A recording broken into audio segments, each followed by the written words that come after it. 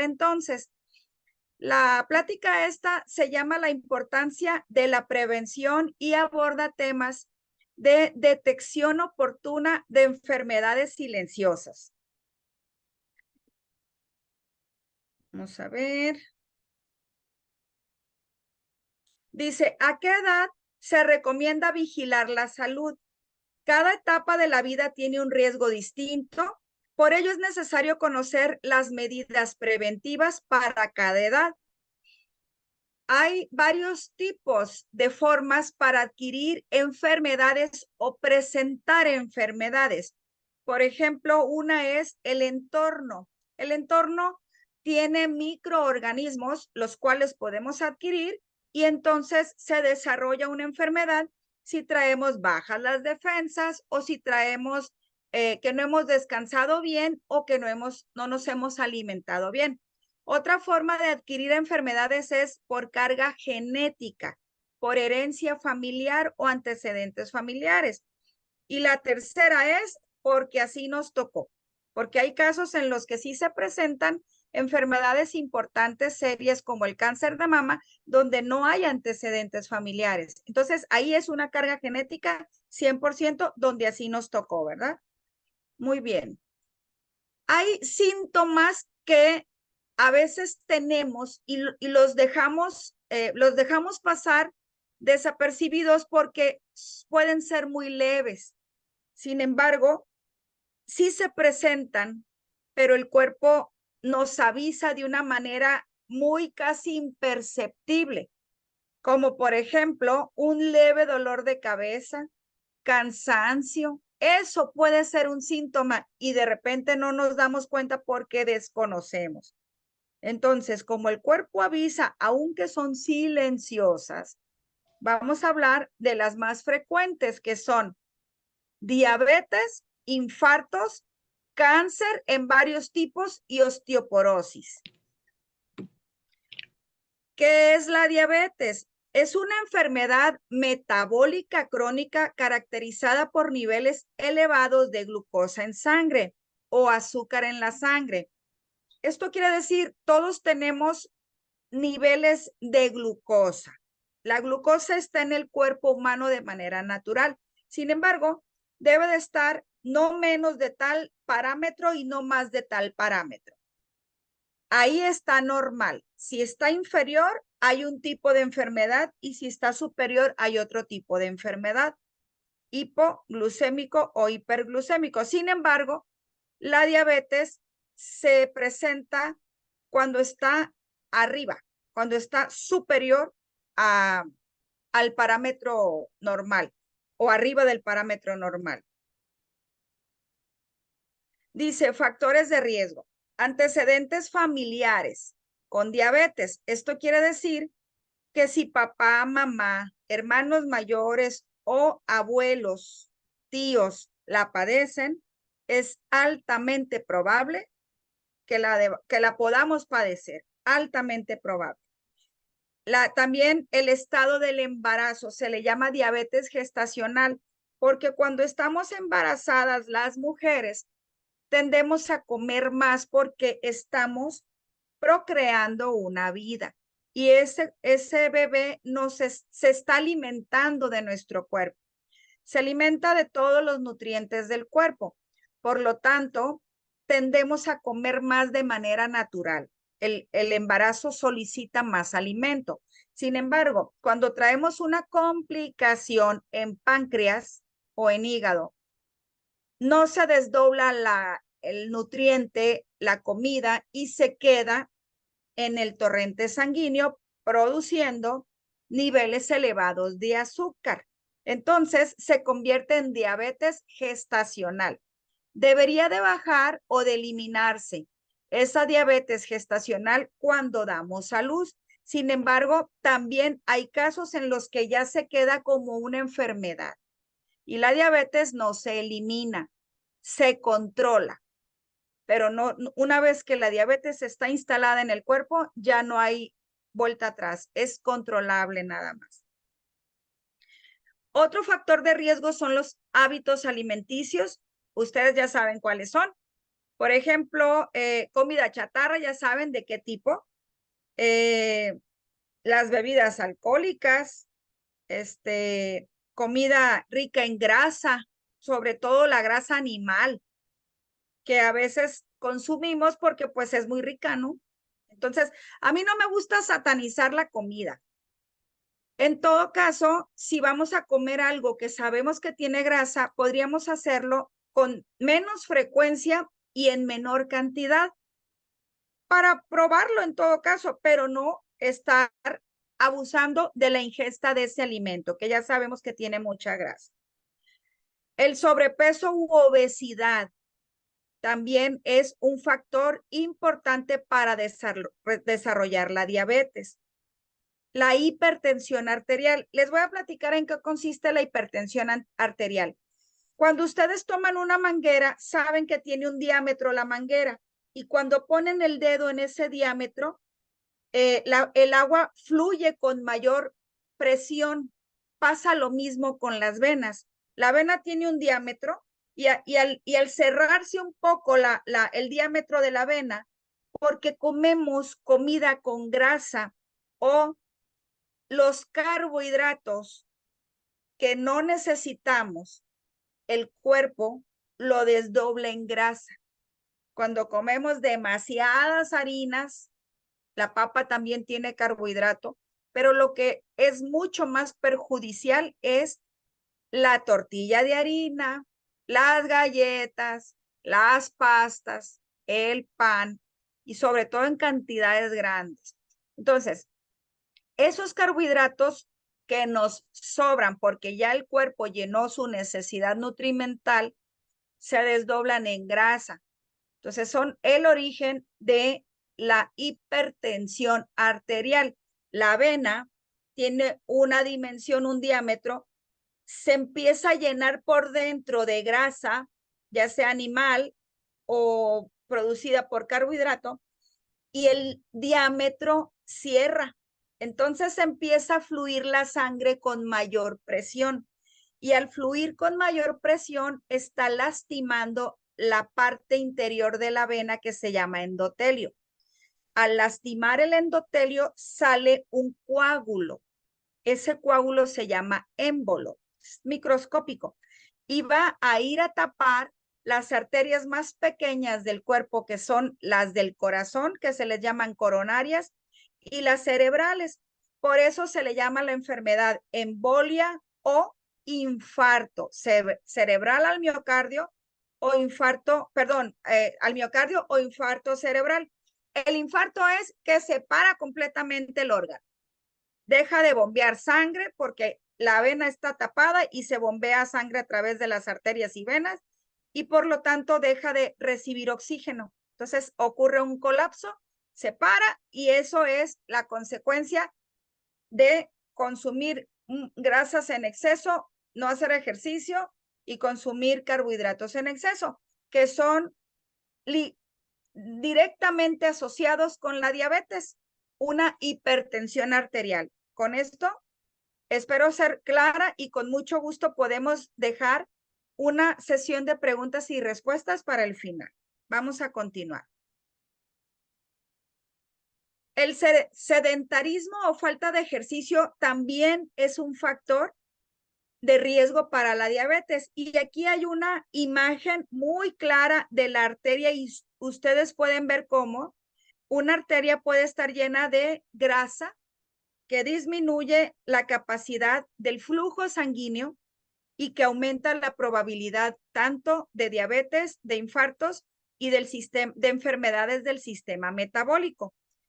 Es importante que vean la imagen porque a veces uno dice, es que estoy delgada, delgado.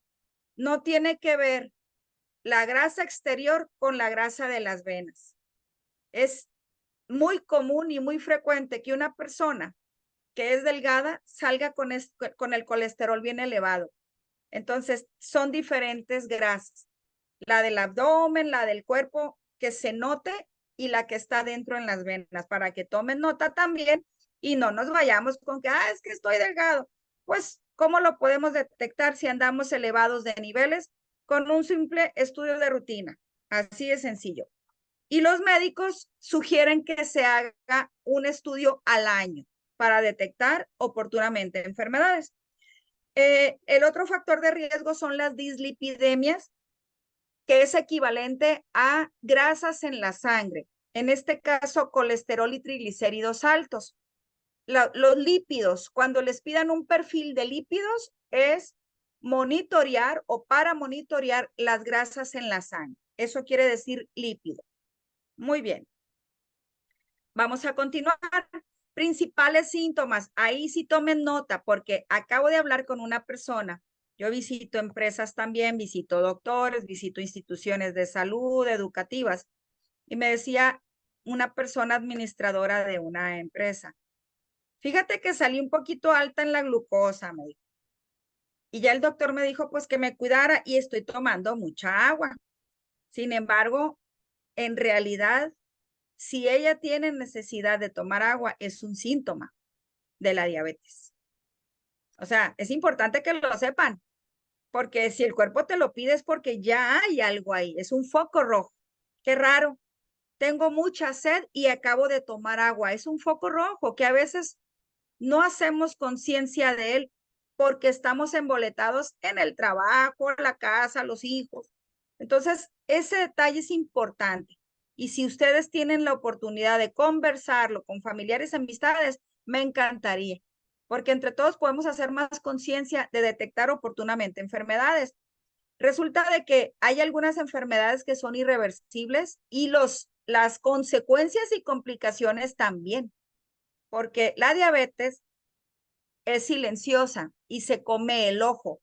Cuando yo voy a visitar doctores, sobre todo el oftalmólogo me dice, cuando un paciente tiene debilidad visual, lo primero que le ordeno es una glucosa, porque es una enfermedad silenciosa y cuando el paciente ya no puede ver o tiene visión borrosa, quiere decir que tiene 10 años con la diabetes en su cuerpo y como no duele, no se da cuenta, pero es irreversible no ver porque se come la retina y es irreversible también el detrimento o deterioro del riñón.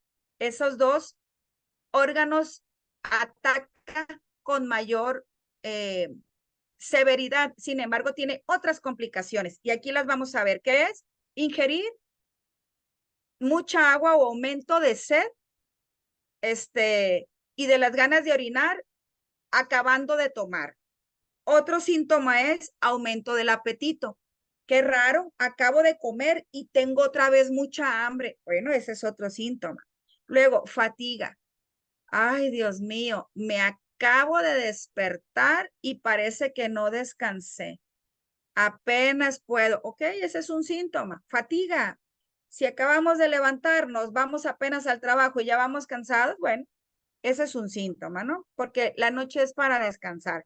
Visión borrosa, entumecimiento u hormigueo de las manos y los pies también, porque baja la calidad de la sangre.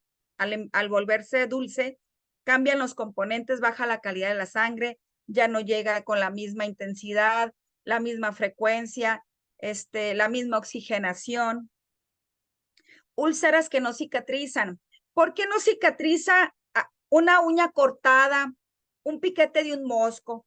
Porque resulta que la sangre se vuelve dulce. Entonces, en ese granito que tenemos, sobre todo, y de manera natural, es una enfermedad que produce erupciones, tanto en las manos como en las piernas. Las erupciones son granitos chiquitos. Entonces, ¿por qué no cierran esas erupciones o por qué si hay alguna cortada no cicatriza? Porque en ese lugar que está abierto y que hay sangrita, las bacterias se aferran porque está dulce la sangre. Entonces, la proliferación de bacteria es mayor y es más difícil que el antibiótico la combata. Se aferran a la sangre, entonces empiezan a comerse esa partecita y cicatriza con mayor dificultad.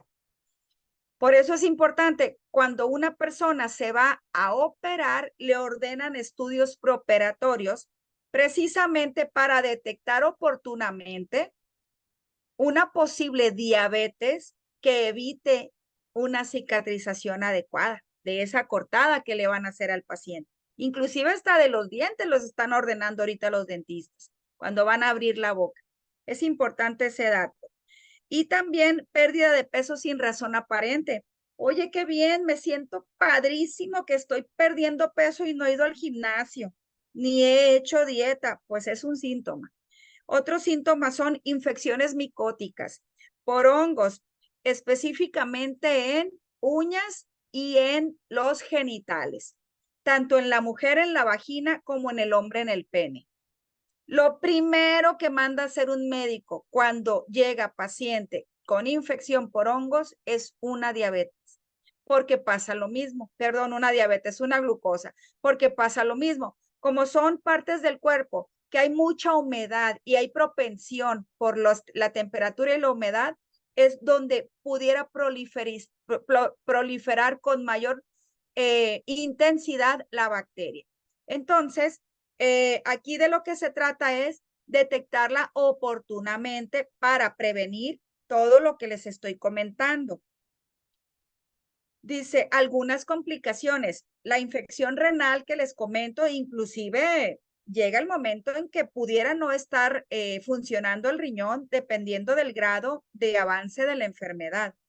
Cuando el riñón empieza a fallar, lo primero que se hace es una diálisis, que es lavado del estómago para sacar las impurezas que filtra el riñón, que comemos, que pues hay algunas impurezas que el riñón logra filtrar que el cuerpo no necesita, o proteínas como la urea y la creatinina.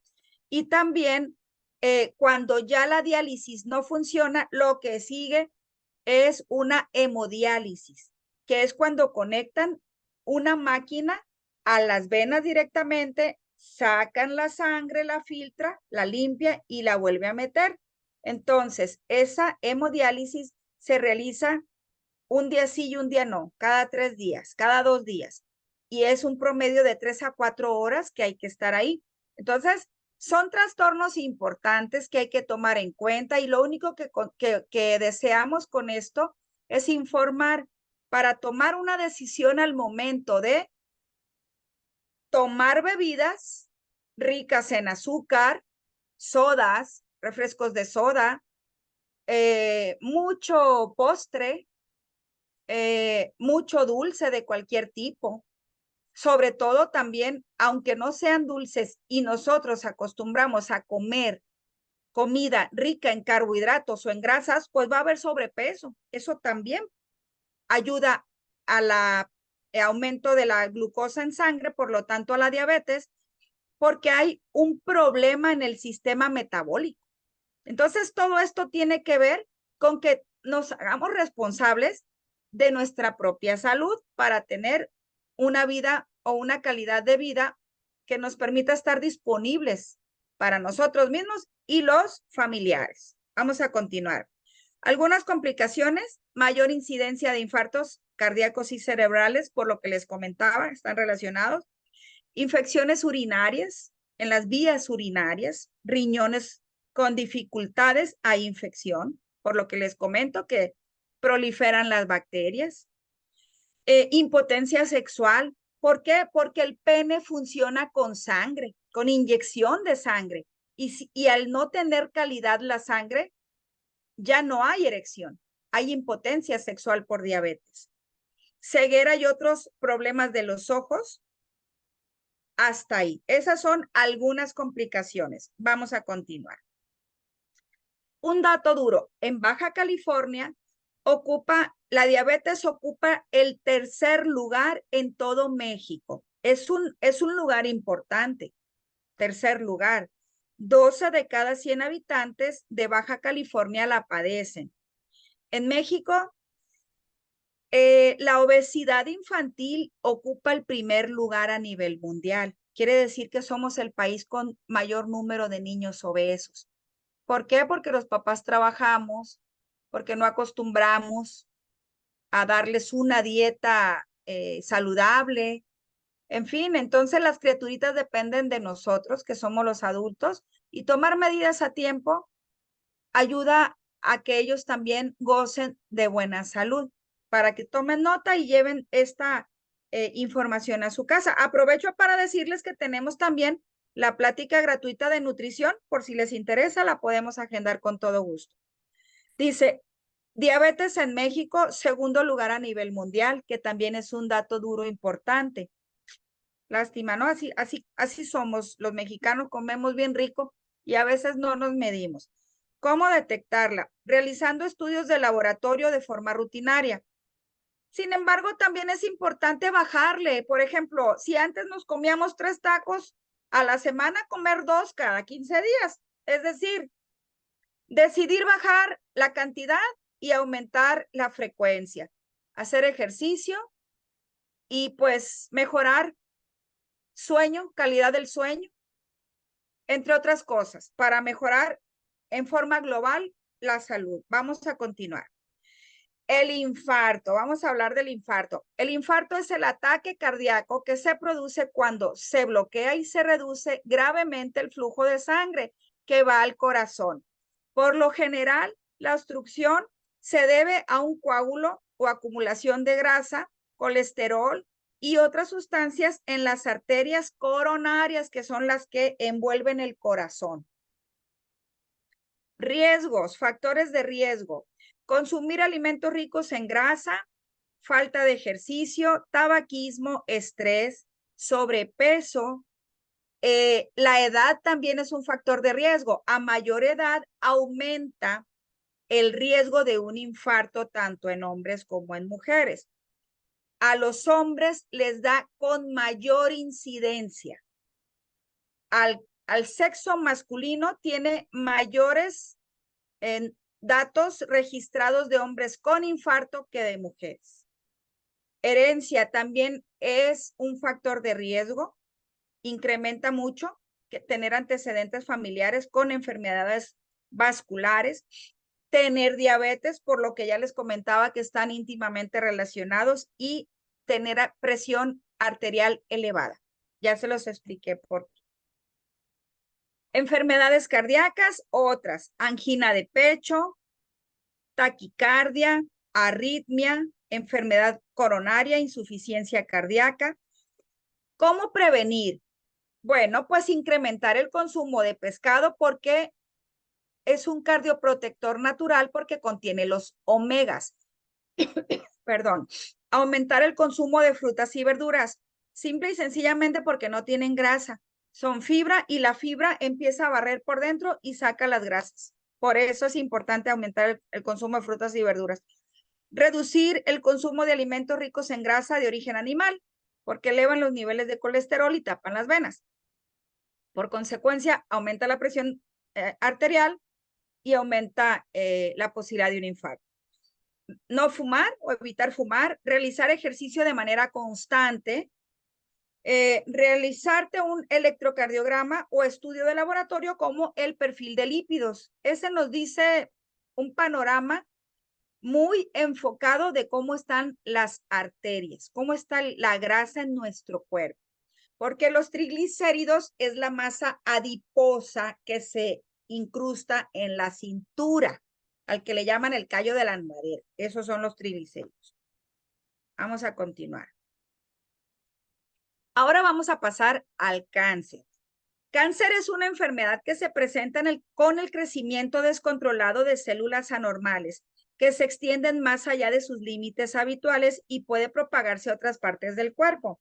La célula debe tener una forma así, por ejemplo, pero de alguna manera, por carga genética, la hace la forma así. Entonces, esta es la normal.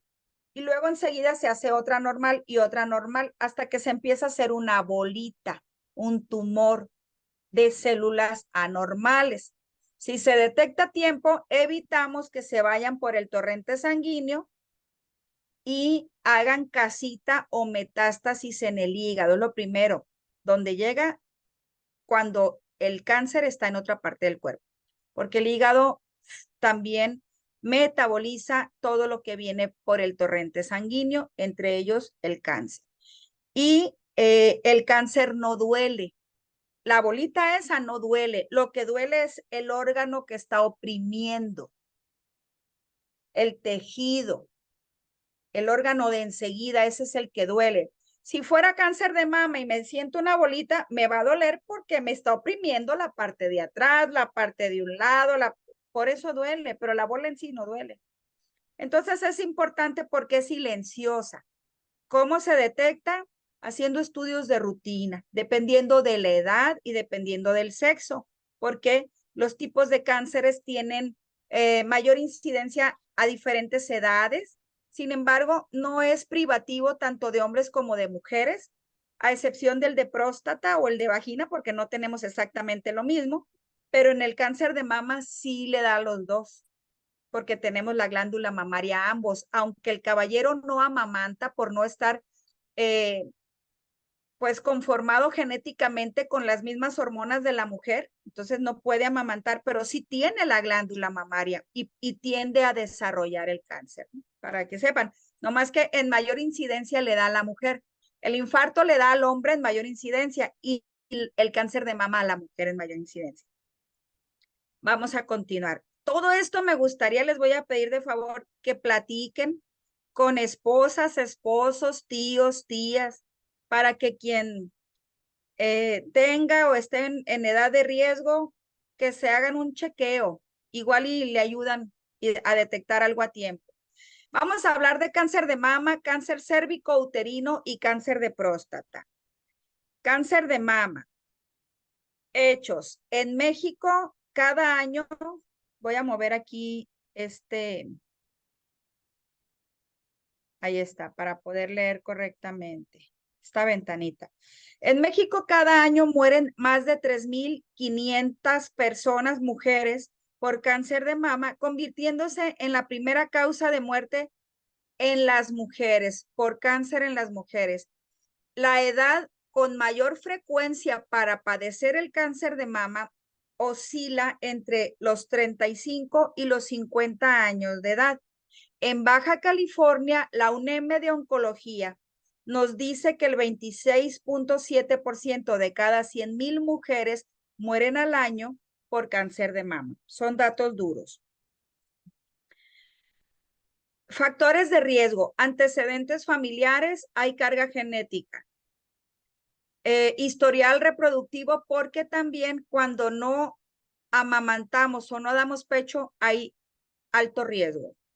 Tomar hormonas, también porque las células esas amorfas, cuando hay un tumor, el tumor se alimenta de las hormonas. Y cuando está en la edad de la menopausia la mujer y el ginecólogo le da hormonas para que se le nivelen los bochornos, lo primero que le manda a hacer es una mastografía o, por ejemplo, estudios de ovario poliquístico, ese tipo de cosas que se pueden padecer en edad más o menos de la menopausia o el climaterio, para evitar que si ya tiene un tumor, crezca, porque se alimenta de hormonas. No mantenerse físicamente activa también es un factor importante, porque el cuerpo a nivel arterias, por decir así, se oxigena con el ejercicio. Entonces las venas empiezan, más bien el torrente sanguíneo empieza a correr un poquito más rápido y limpia, baja la grasa, porque esa oxigenación, hasta ustedes se acordarán que se siente calor cuando uno hace ejercicio, es eso, que el corazón bombea más rápido, la sangre empieza a fluir más rápido y por lo tanto la oxigenación está llegando al cuerpo a través de las venas y arterias y de los pulmones, por supuesto, ¿no? Entonces, por eso es importante, dice, no mantenerse físicamente activa porque baja completamente el nivel de oxigenación, se estancan los niveles altos que pudiéramos traer de algunas sustancias y eso provoca riesgo. Tener sobrepeso u obesidad después de la menopausia, porque en la menopausia el cuerpo deja de producir hormonas de manera natural. Entonces, el sobrepeso, por ejemplo, es más fácil bajar de peso antes de la menopausia que después de la menopausia, porque hasta el mismo cuerpo nos ayuda un poco hormonalmente hablando. De otro modo, bajar inmediatamente, o sea, cambiar completamente de hábitos alimenticios, completamente, porque el metabolismo cambia completamente al no producir hormonas y hacer ejercicio. Eso es lo recomendable. El consumo de alcohol también es un factor de riesgo para el cáncer de mama y el tabaquismo. Es evidente. ¿Qué debemos de hacer? Importante para que tomen nota. Alimentación adecuada, autoexploración mamaria. La autoexploración se hace en la mañana cuando nos estamos bañando. Sin embargo, me dicen los doctores que la mano más experta va a detectar tumores de hasta 1.5 centímetros de grande. Esto quiere decir que el cáncer ya tiene entre 5 y 7 años en el cuerpo. Entonces, es importante la autoexploración, pero no es suficiente, porque una mastografía va a detectar tumores de hasta 1 milímetro, chiquititas. Entonces, es bueno que ustedes sepan, tanto hombres como mujeres, estos datos para que tomen nota y acción y puedan detectar a tiempo, por lo menos este tipo de enfermedad.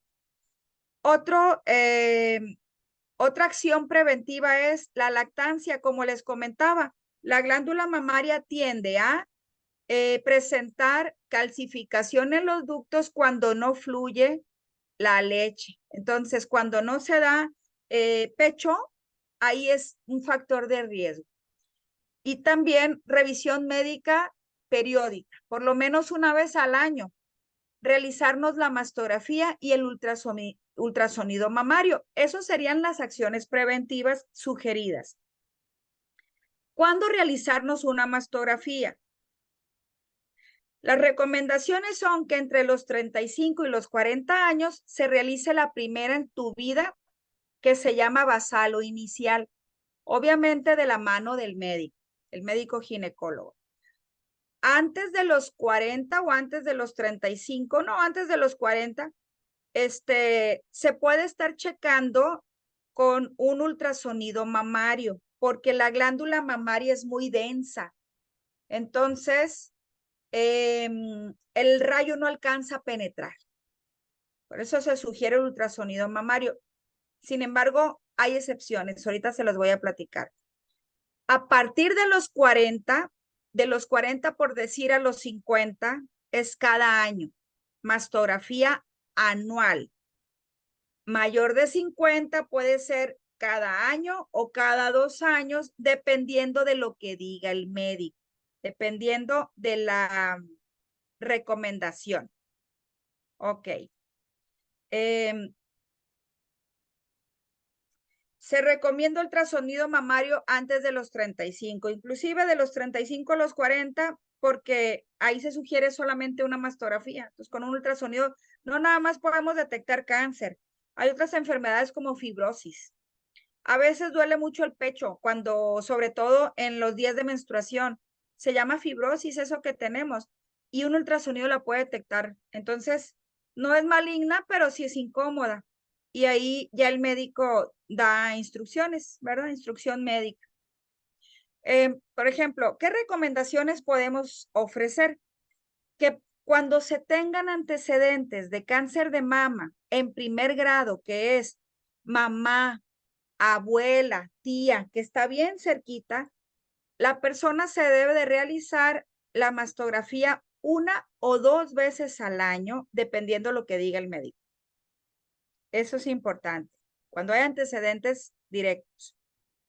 Cuando hay palpación sospechosa, cambio de color o supuración a cualquier edad, inclusive menor a los 35, se deben de realizar mastografía porque son síntomas de cáncer. Cuando hay una mancha roja, una mancha oscura, morada, cuando sale sangre, cuando sale pus, cuando sale agüita maloliente, es síntoma de cáncer. Este dato yo creo que es uno de los más importantes que tal vez no lo van a saber, tal vez sí, pero me gustaría que ustedes mismos hagan el compromiso de por lo menos transmitirlo a una persona.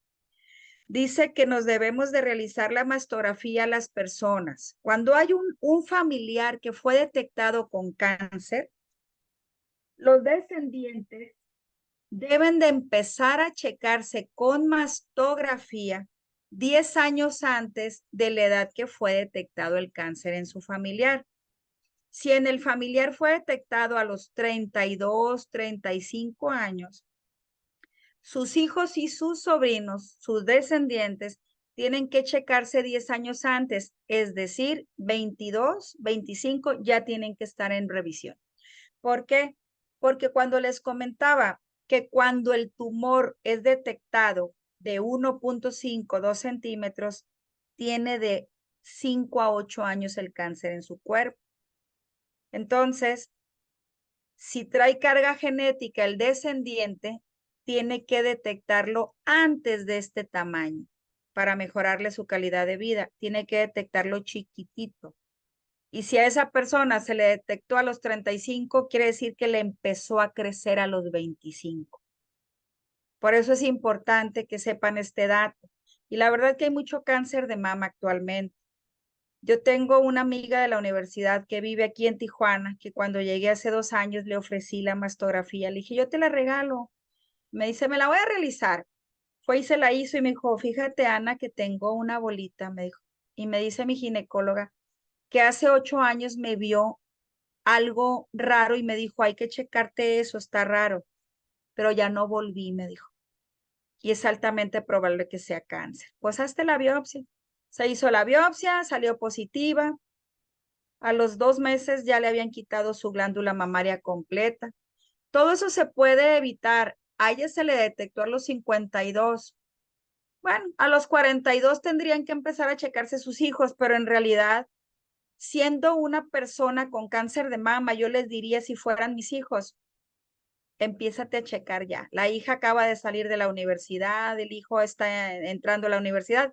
No pasa nada si se empiezan a checar desde ahorita, porque es algo que se puede detectar a tiempo y se pudo haber evitado todo ese trastorno, el trauma de la operación, el miedo de lo que viene. O sea, en realidad es serio. Entonces, si hacemos un poquito de conciencia en esto, yo creo que podemos contribuir entre todos a que podamos salvar vidas informando, ¿verdad? Vamos a informar a nuestros familiares y amistades de estos detalles que estamos aprendiendo aquí.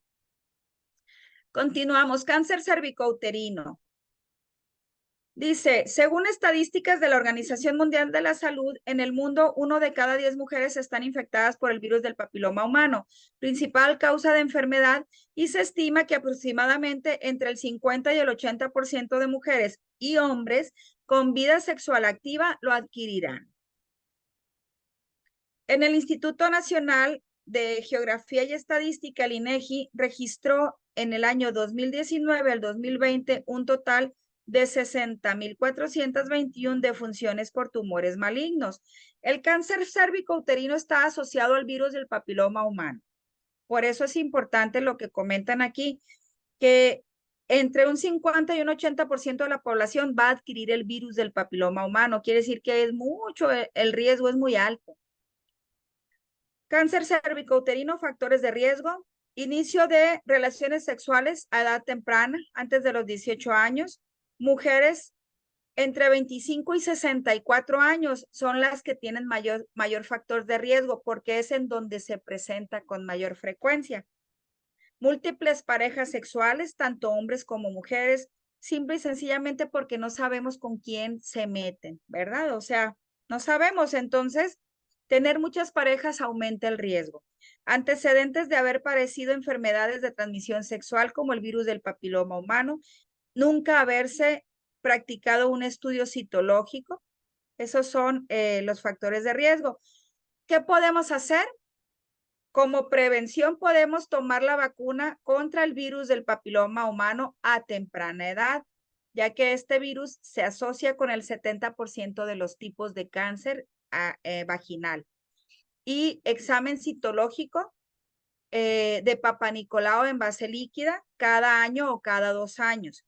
La prueba del papiloma humano, del virus, pero en una genotipificación de alto riesgo, es decir, muy específica. Esa es en sangre. Y otra prevención es el uso del condón. Cuando se tiene una sola pareja, pues se tiene la certeza de que nomás está conmigo y yo nomás estoy con esa persona.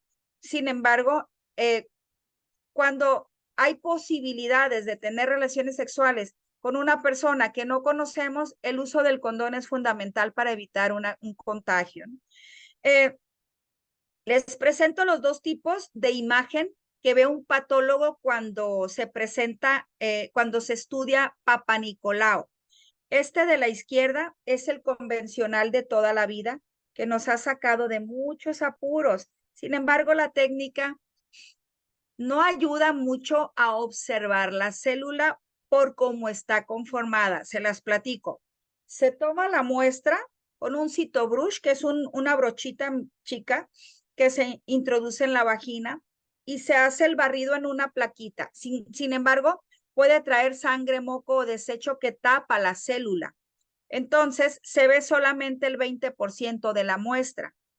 Actualmente hay una técnica más moderna y nosotros hacemos los dos tipos de Papa Nicolau. La técnica más moderna se llama base líquida. Se toma igual, pero el citobrush se enjuaga en un líquido y se separa la sangre, moco desecho de la célula. Y al momento de hacer el barrido se ve el 100% de la muestra. Por lo tanto, es más específico. Y el precio, la diferencia en precio es bien poquito. Son 100 pesos con nosotros. O sea, nosotros le damos ambas opciones a la paciente para que sepan lo que hay y que elijan, ¿verdad? Eso es lo que hay actualmente en técnicas de Papa Nicolau. Con nosotros, con Laboratorios de Leo Barraza, es tomada por química o enfermera mujer para confianza de las pacientes mujeres. Muy bien, continuamos. Cáncer de próstata. El cáncer de próstata es la primera causa de enfermedad y muerte masculina en México, al registrar la pérdida de más de 7,000 vidas anuales. El 70% de los casos se detecta en etapa avanzada porque no duele. La próstata, me dicen los médicos urólogos, que tiene fecha de caducidad o periodo de vida y a partir de los 40 años empieza a inflamarse de manera natural. No todas las personas tienen carga genética para desarrollar cáncer de próstata, pero todas las personas al tener próstata tienen riesgo. También otro dato importante que dice, el principal factor de riesgo de cáncer de próstata es la edad. A mayor edad, mayor riesgo. Por lo que les comento, la próstata ya cumplió su periodo de vida del humano. Dice, cáncer de próstata, ¿cuándo empezar a checarse? Los hombres con antecedentes de cáncer de próstata, ya sea padres o hermanos, se tienen que checar a edades tempranas o a partir de los 40. Principales síntomas, dificultad para comenzar a orinar, flujo de orina débil o interrumpido, micción con frecuencia, especialmente en la noche. Esto quiere decir que se levanta el hombre muchas veces a orinar en la noche. Dificultad para vaciar vejiga por completo. Puede sentir ganas de orinar aunque acaba de ir al baño. Dolor o ardor al orinar. Sangre en la orina o en el semen. Cáncer de próstata. Estudios de prevención. Antígeno prostático específico en sangre. Antígeno prostático de fracción libre. Tacto rectal o ultrasonido prostático. Me voy a devolver para que vean dónde está la próstata. La próstata está ubicada en una parte donde no se puede llegar más que por el ano, porque es la parte más cerca donde se puede tocar. Entonces, el antígeno prostático específico tiene 95% de especificidad. Sin embargo, es posible que salga normal, pero el paciente tiene síntomas. ¿Qué sigue? El tacto rectal, es lo que dice el médico urólogo. Al introducir un dedo por el ano, puede llegar a la próstata, que debería de estar así, pero dice que cuando tiene inflamación se siente más grande y durita como una nuez. Ese es un síntoma ya inmediato, no es confirmatorio. El confirmatorio es una biopsia o extirparla. Ya cuando el médico dice hay que sacar la próstata, se retira y se analiza. Entonces, todo ese proceso se puede pasar de manera natural, simple y sencillamente por ser hombres. Nada más. Es algo que con lo que nace el hombre. ¿Cómo se puede detectar? Con un estudio de rutina anual a partir de los 40. Si se tienen antecedentes familiares con cáncer de próstata, a partir de los 35. Entonces, estamos hablando de, también existe el ultrasonido prostático como alternativa, ¿no? También ahí nos puede dar un tamaño de la próstata, nos puede dar información del tamaño de la próstata para saber si hay crecimiento. Continuamos. Osteoporosis también es una enfermedad silenciosa. Dice, es la pérdida progresiva de la densidad ósea, dejando los huesos frágiles y altamente susceptibles a fracturas. 8 de cada 10 personas con osteoporosis son mujeres. ¿Por qué? Por el embarazo y la parte hormonal. Las dos cosas. Cuando estamos embarazadas, damos vida a través de la nutrición interna del cuerpo y el bebé chupa nutrientes de la mamá, entre ellos el calcio. Y también se pierden dientes, se cae el cabello, crece el pie. O sea, hay un montón de cosas en el embarazo, entre ellas nos descalcificamos. Y también con las hormonas, con la pérdida de la hormona, por decir de la producción de hormonas, o cuando iniciamos con la menopausia, que es exactamente lo mismo. Ahí también inicia un proceso de descalcificación. ¿Qué tendríamos que hacer? Realizarnos el estudio de osteoporosis cada año, también con una revisión médica, porque hay tanto dieta alimenticia como medicamento para nutrir el hueso y evitar fracturas. Es importante. ¿Cómo prevenirla? Bueno, pues consumir dieta saludable que incluya calcio y vitamina D. Ya un nutriólogo podrá darnos esa dieta. Realizar ejercicio, por lo que les comentaba de la oxigenación, y también el ejercicio, el movimiento, hace que se fortalezcan músculos y huesos.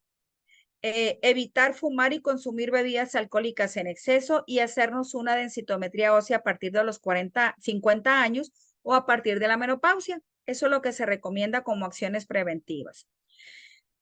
Dice, pruebas recomendadas.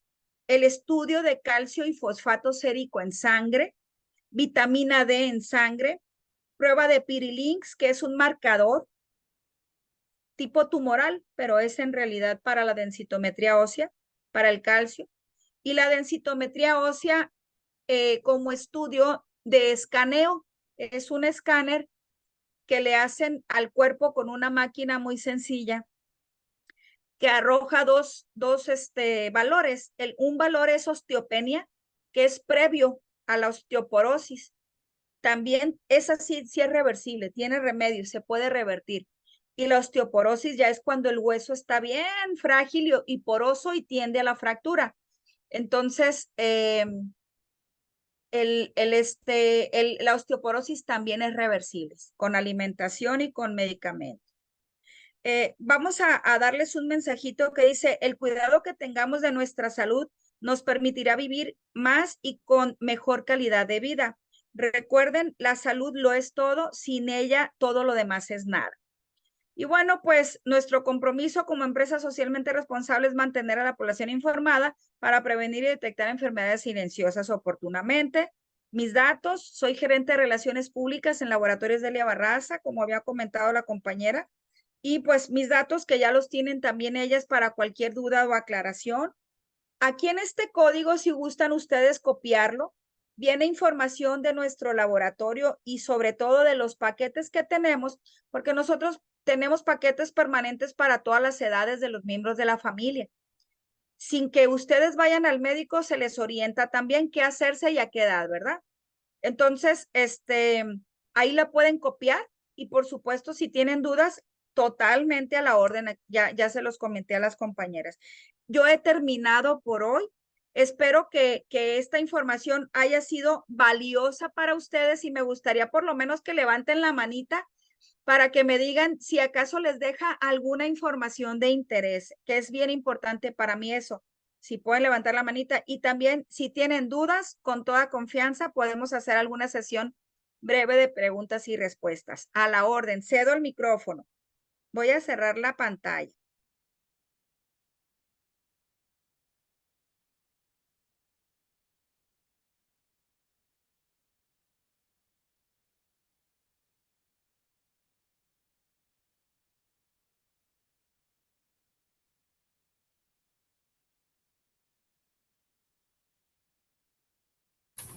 Bueno, entonces si no hay dudas, damos por terminada la conferencia de hoy, no sin antes agradecerte, Anabel. Estoy segura que esta información es súper valiosa para todos los compañeros y sin duda nos vamos con mucha tarea, ¿no? En todo este tema de la prevención. Muchísimas gracias y gracias a todos los que se conectaron a esta conferencia. Que tengan todos una excelente tarde. Gracias a Alma por el comentario, gracias a Jessica por el comentario. Yo encantada, la verdad, de contribuir. Me siento muy honrada de que me permitan transmitir. Espero haber sido clara. Espero también contribuir, ¿verdad? Muchas gracias a Alejandra y muchas gracias a todos los que se conectaron. Ojalá que podamos transmitir esta información y sigo a la orden. Si quieren la plática de nutrición, también me avisan, por favor. Con mucho gusto, Anabel. Muchísimas gracias. Gracias, hasta Excelente luego, buen tarde. Hasta día. luego.